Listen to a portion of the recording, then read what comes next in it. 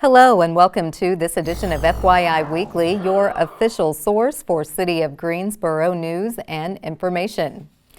After conducting a nationwide search, Interim City Manager Chris Wilson has appointed Griffin Hatchell as the new director of the Solid Waste and Recycling Department. Hatchell joined the City of Greensboro in September 2021 as the city's solid waste collections manager. Interim City Manager Chris Wilson said Mr. Hatchell will be an asset to our leadership team as he offers a fresh perspective based on his extensive solid waste experience spanning the private and public sectors.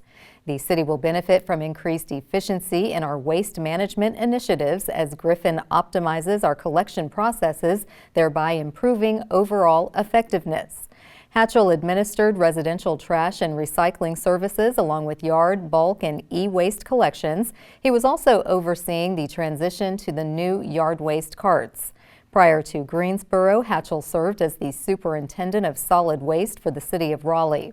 For more than 5 years, he was an operations manager for Waste Industries and an operations supervisor for another 6 years with UPS.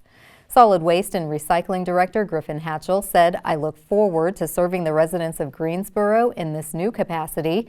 Together with my dedicated team, we will work to improve and expand solid waste services. Furthermore, we will continue to make strides in recycling such that Greensboro becomes a model for other cities." The Solid Waste and Recycling Department consists of approximately 170 employees. If you are concerned about what's taking shape at the U.S.-Mexico border and what's happening in the U.S. immigration system, plan to attend a lunchtime seminar to discuss these topics. A panel of legal experts and immigrants will consider these issues at 11 a.m. on Tuesday, May 21st at the Nussbaum Center for Entrepreneurship. The city's International Advisory Committee is co-sponsoring the event, which consists of the following 3 sessions and a complimentary lunch. Where's the line to enter? Understanding U.S. immigration processes will take place from 11 a.m. to 12:15 p.m.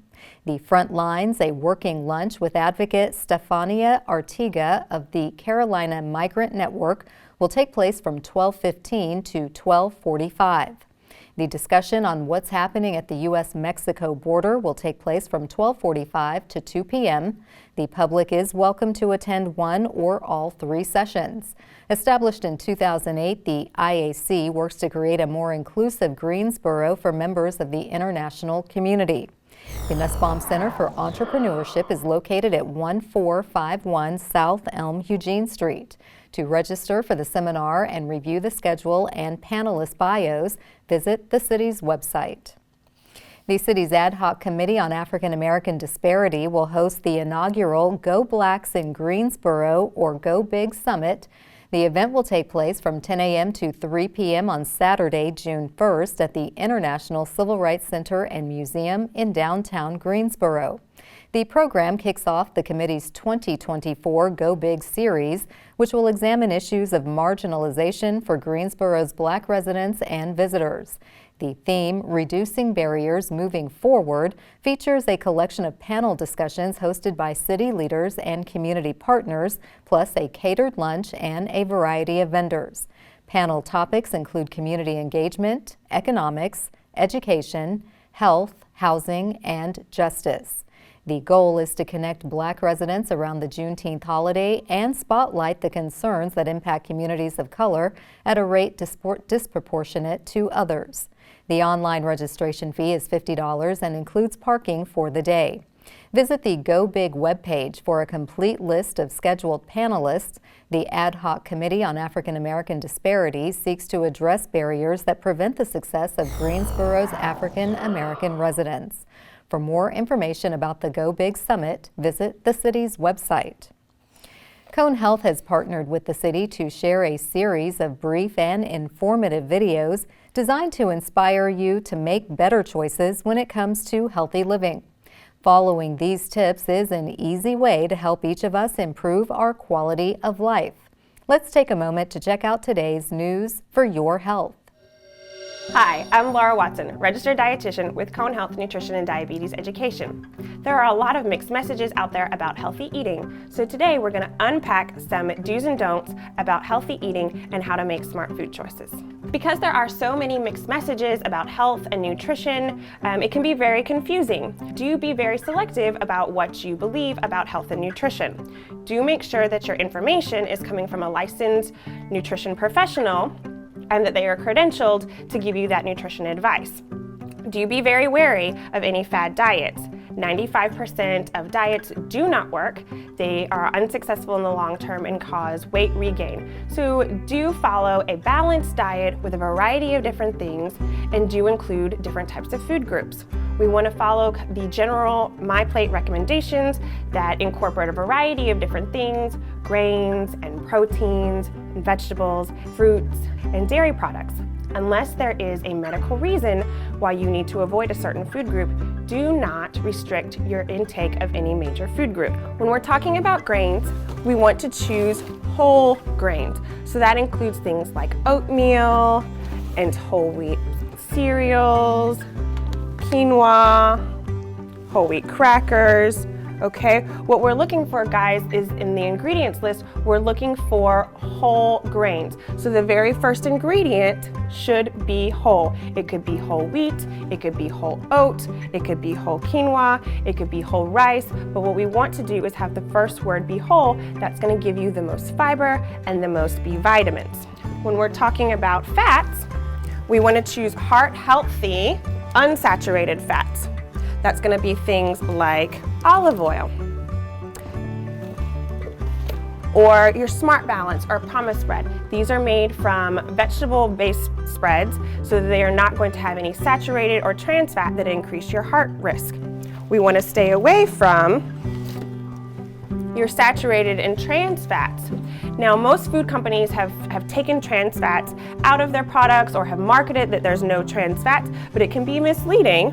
So in this product, it says that there's no trans fats, but if you look at the ingredients list, they can be hidden and they're called hydrogenated oils. And those is just a tricky word for trans fat. So we do want to avoid those types of products and stick with more of the heart-healthy liquid type things when we're doing our cooking and our seasoning. For your meat, we want to choose meats that have less marbling on them. So those are the white spots. So we want to choose things like poultry and fish more often. Lots of brightly colored fruits and vegetables. So fresh, frozen without sauce. Canned is fine as long as you dump out that the liquid that's in the can and wash that off because that's really high in sodium. When we are eating, we want to practice mindful eating. So it's not just what you eat, but it's how you eat when we're talking about being healthy and making healthy eating choices. So a lot of us today are very, very busy, and a lot of times we eat more than what our bodies actually need when we're eating so quickly. So intuitive eating means sitting down at a table, turning off the TV, putting away your tablet, putting away the computer or the work, and taking a break to actually enjoy your meal. Take smaller bites. Savor that food that you're eating. Taste it. Is it hot? Is it cold? Is it spicy? Does it need some salt? Do you even really like what you're eating? Make sure that you're actually enjoying that. Chew your food slowly. Put your fork down in between bites. Take a sip of your beverage in between bites.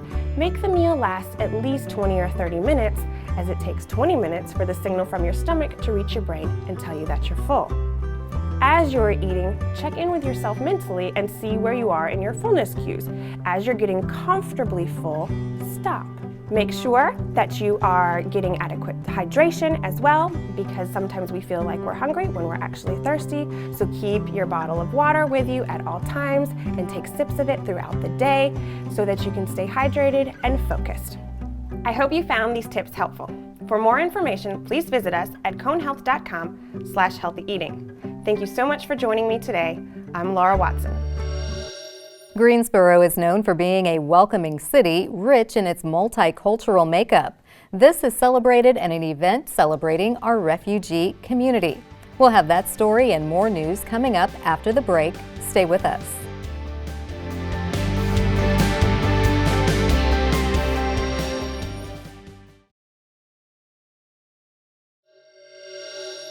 Welcome back to FYI Weekly. The City of Greensboro and several local agencies will come together for the World Refugee Day celebration. The outdoor event will take place from 11 a.m. to 3 p.m. on Saturday, June 22nd at Hester Park. World Refugee Day is an international day designated by the United Nations to celebrate the strength and courage of refugees forced to flee their homeland to escape conflict or persecution. The annual event features ceremonies, games, kids' activities, and performances to honor the resiliencies of refugees and their contributions to the Piedmont Triad. Several individuals will take the oath of allegiance in a naturalization ceremony, the culmination of the United States citizenship process. Other highlights include remarks from state and local leaders and special recognition of refugee leaders. The family-friendly gathering features a resource fair that offers support and information for newcomers to the community. Donations from a citywide toiletries drive will also be distributed to refugee families. The third annual soccer match between refugees and city staff begins at high noon. Prepare to enjoy various cultural performances throughout the day and concessions on sale from food truck vendors. Hester Park is located at 935 Ilanthus Street. Music for a Sunday evening in the park, or the MUSEP concert series, returns for its 45th season on June 9th. Creative Greensboro's popular concert series will take place in various park locations throughout Greensboro. The full schedule is available on the city's website. Concert goers will see and hear from season regulars, the Greensboro Concert Band and the Greensboro Big Band. Several groups will be making their MUSEP debut this summer, such as the Part-Time Party Band and Folk Knot. The 2024 MUSEP schedule runs from June 9th to August 25th, and all concerts begin at 6 p.m. MUSEP concerts are free and open to the public, although donations are welcome to help sustain the series. In addition to concessions available for purchase from food truck vendors, concert goers are welcome to bring a picnic, blanket, and lawn chairs. In the event of inclement weather, cancellation notices will be posted on the city's website, Facebook, and Instagram. Black Business Inc. magazine will honor 100 of the most influential African American leaders and organizations from across the state. The publication will host the second annual Black Business Inc. Power 100 Awards, recognizing the shining stars from nearly 24 municipalities across North Carolina. The honorees were selected based on community nominations and affirmed by an independent advisory panel. The event will take place at 7 p.m. on Friday, June 28th on the main stage of the Tanger Center for Performing Arts. Among the Power 100 honorees representing the city of Greensboro are City Council member Hugh Holston, Library Director Bridget Blanton, Equity and Engagement Officer Maria Hicks-Few, Guilford Works Executive Director Danielle Harrison, Assistant Chief of Police Stephanie Martis, and Assistant City Manager Nasha McCrae. The evening will kick off with a VIP reception on the third floor of the Tanger Center, open to honorees and the supporting sponsors. Tickets are $65 and available through Ticketmaster and the Tanger Center box office. The Greensboro Police Department is attracting new recruits at a time when hiring police officers is a challenge for other cities. Coming up after the break, we'll talk to the recruiting coordinator to learn what it takes to join the ranks of GPD. Stay with us.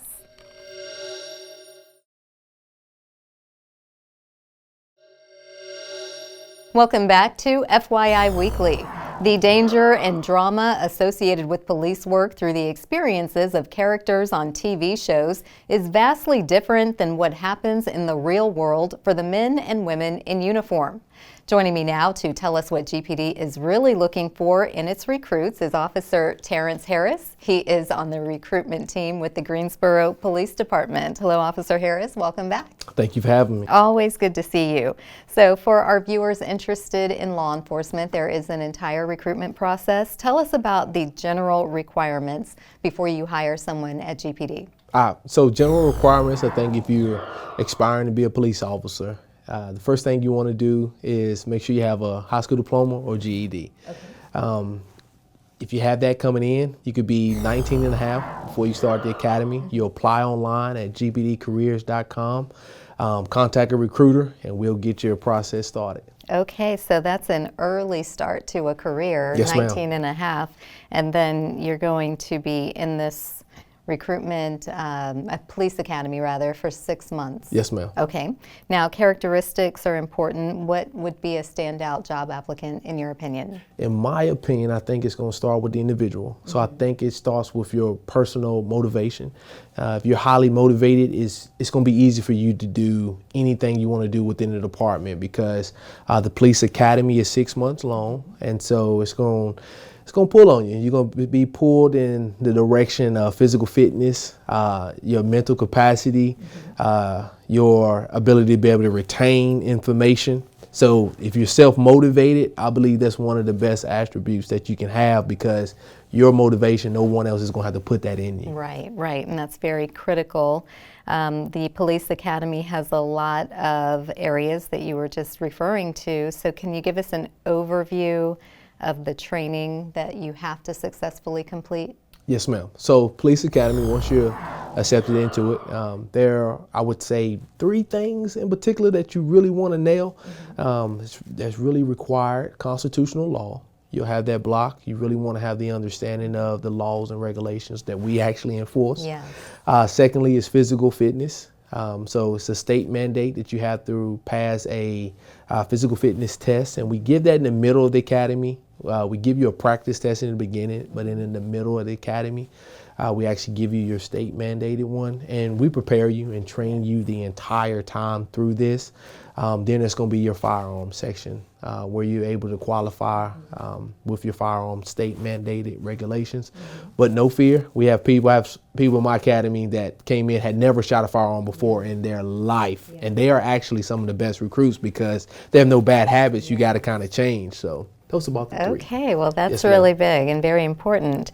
Now, a lot of people want to know about benefits and salaries, so I know you have quite a few benefits that have been added over the time that I've been with the city to use as a recruitment tool. Yes. What are some of the better benefits, and what is the ideal salary? So the ideal salary starting, this is just baseline. This is no college degree, no extra military incentives or anything. We do have incentives for that, but baseline is $55,000 a year.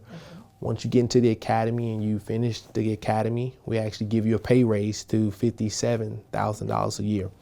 Now, if you go to night shift, we have an incentive that's $3,600 extra a year for night. We have a college incentive, military incentives.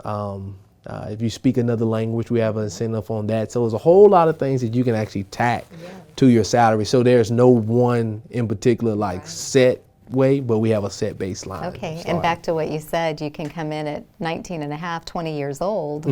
That's good money. Starting at $55,000 and up. That's fantastic. That's good money. Okay, and now you've been with GPD for how long? I'm going on my 8th year. Okay, and what about law enforcement drew you to this career? So I was an athlete my whole life. I played football, and I loved the aspect of being in a team.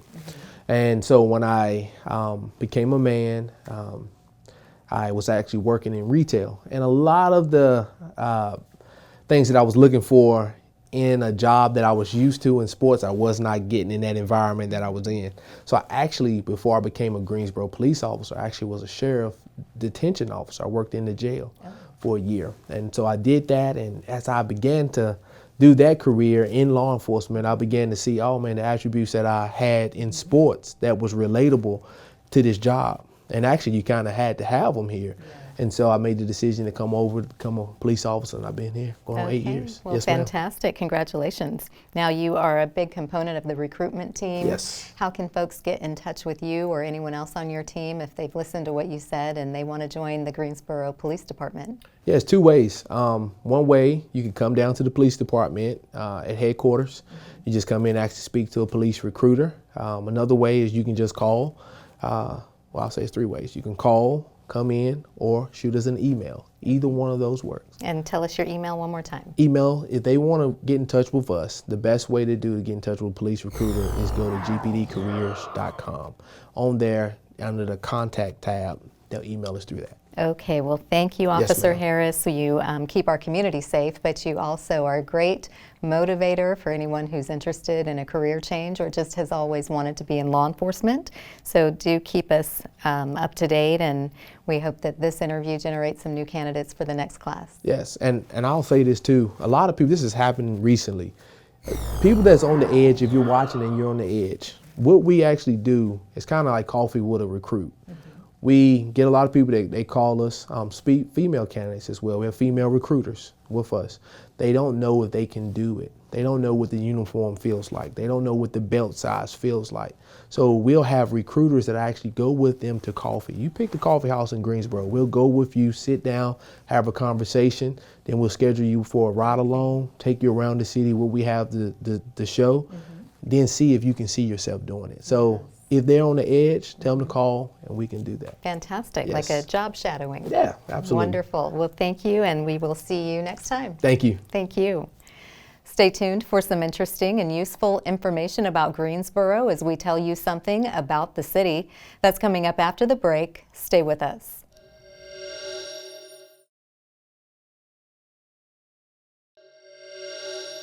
Welcome back to FYI Weekly. One way to stay informed about decisions that impact you and our city is by attending or tuning in to City Council meetings at 5:30 p.m. on the first and third Tuesday of the month. The fourth Tuesday is reserved for a meeting as needed. The City Council meetings take place in the Katie Dorsett Council Chamber on Level 2 of the Melvin Municipal Office Building, located at 300 West Washington Street. The public is allowed in person, but only in a limited capacity. Those who choose not to be in the building can participate virtually. The Greensboro City Council meetings are broadcast right here on GTN. The meetings are also streamed live on the city's website and on Roku. To review the council meeting schedule and agendas, please visit the city's website. Here's an opportunity to learn a little something about the city. The Greensboro Human Rights Commission has revamped aspects of the committee that plans the annual Reverend Dr. Martin Luther King Jr. Memorial Breakfast. The changes will enhance the committee's ability to be effective and efficient as it organizes one of the city's most prominent annual celebrations of Dr. King. The MLK Breakfast Committee will continue to plan the breakfast, determine the program theme, and identify the keynote speaker and community participants. Under the new guidelines, 12 residents and 4 city employees not in the Human Rights Department will comprise the committee. 6 residents will have prior experience on the committee, and the other 6 will be new. The Human Rights Commission will determine the group's final composition. Residents who wish to serve should complete the online application. The committee will meet virtually twice a month. The members will serve 2-year terms and become eligible for additional service after a 2-year roll-off period. The 2025 MLK Breakfast is tentatively scheduled for Monday, January 20th. Coming up after the break, we'll showcase our department spotlight. But first, prepare to mark your calendars for the places to go and things to do on the town.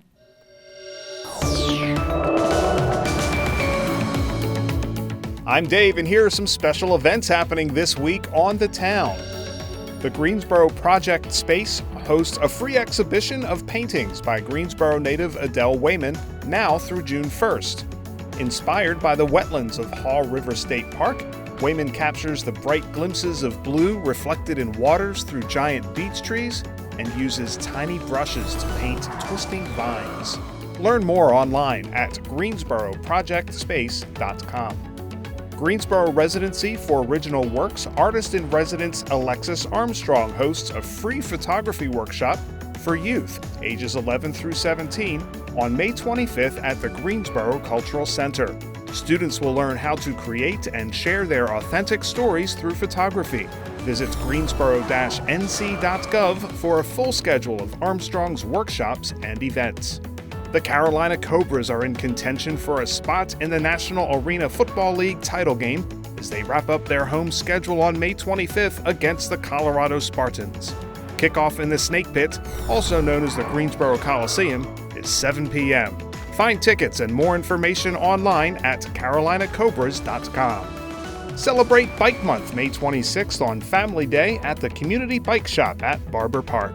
grab a bike from the free bike library, play bicycle games, make bicycle crafts, and join the volunteers and regulars at the community bike shop for a relaxing afternoon in beautiful Barber Park. Learn more about this free event and other Bike Month activities at greensboro-nc.gov. Stay tuned to FYI Weekly for more happenings on the town.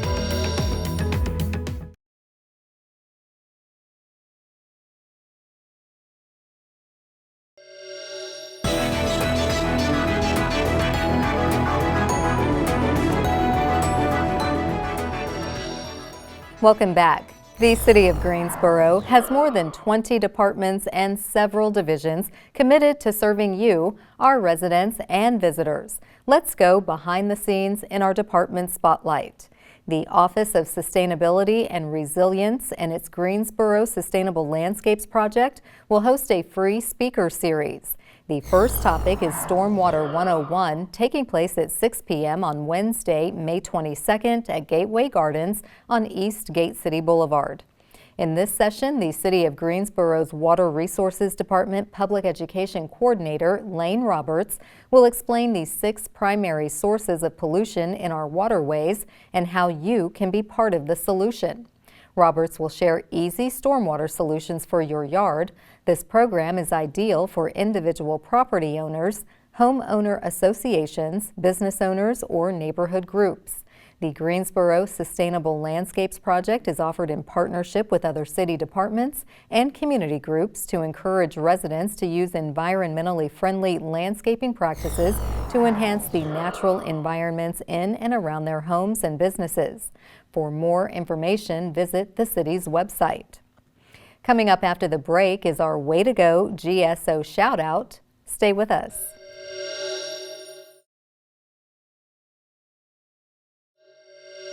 As we draw to a close, we always want to end on a positive note with our Way to Go GSO shout out.